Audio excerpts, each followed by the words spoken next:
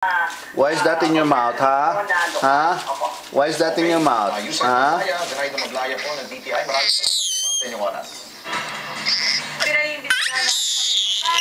Ha? Why is that in your mouth? Are you recording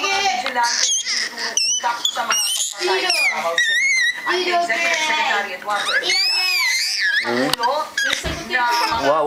Are you recording it? Yes. You are? What?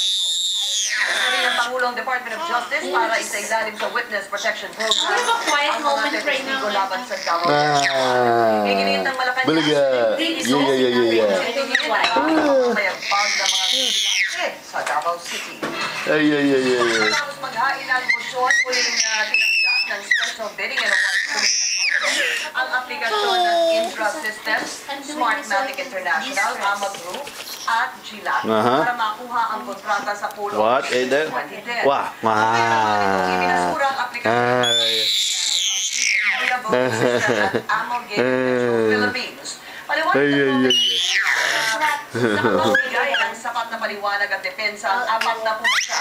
Ipagpapatuloy naman bukas ang pagsusuri sa eligibility at technical qualification sa apat na consortium sa Bureau of Treasury.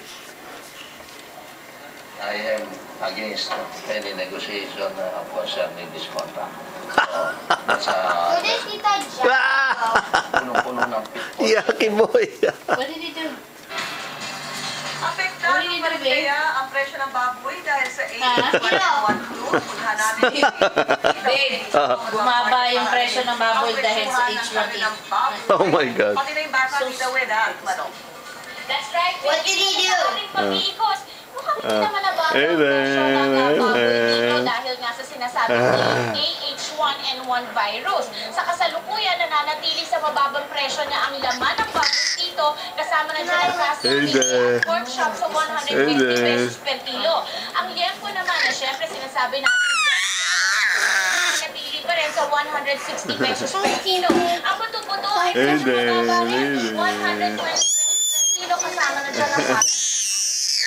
Nananatili pa rin ito sa mababang.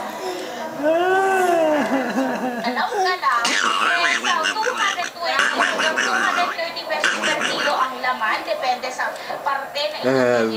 Samantalang buto-buto simula naman sa 180 hanggang 190 pesos per kilo, depende pa rin sa parte na